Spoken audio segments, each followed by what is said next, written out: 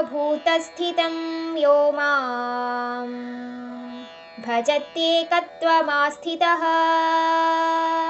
ಸರ್ವಥಾ ವರ್ತಮಾನೋಪಿ ಸ ಯೋಗೀ ಮಯಿ ವರ್ತತೆ.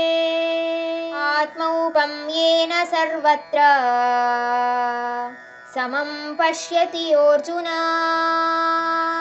ಸುಖಂ ವಾ ಯದಿ ವಾ ದುಃಖಂ ಸ ಯೋಗೀ ಪರಮೋ ಮತಃ.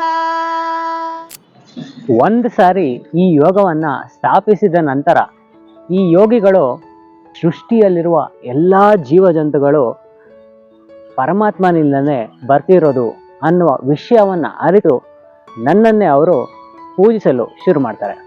ಅದರಿಂದಾಗಿ ಅವರು ನನ್ನಲ್ಲೇ ಇರ್ತಾರೆ.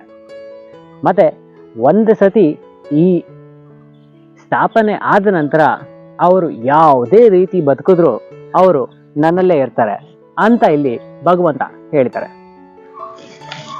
ಅರ್ಜುನ, ಈ ರೀತಿಯ ಯೋಗಿಗಳು ಪರಮಶ್ರೇಷ್ಠರು. ಯಾಕಂದರೆ ಅವರಲ್ಲಿ ಮತ್ತೆ ಎಲ್ಲ ಜೀವಗಳಲ್ಲಿ ಅವರು ಸುಖ ದುಃಖವನ್ನು ಒಂದೇ ರೀತಿಯಲ್ಲಿ ನೋಡೋದಕ್ಕೆ ಶುರು ಮಾಡ್ತಾರೆ.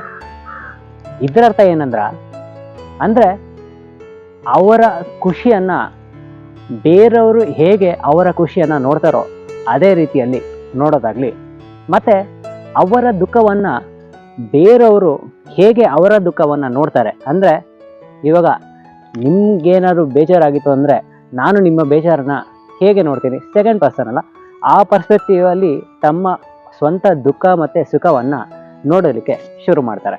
ಅದರಿಂದಾಗಿ ಅವರು ಸುಖ ದುಃಖವನ್ನು ಒಂದೇ ರೀತಿಯಲ್ಲಿ ತಗೊಳ್ಳೋದಕ್ಕೆ ಶುರು ಮಾಡಿರ್ತಾರೆ ಅಂತ ಇಲ್ಲಿ ಭಗವಂತ ಹೇಳ್ತಾರೆ.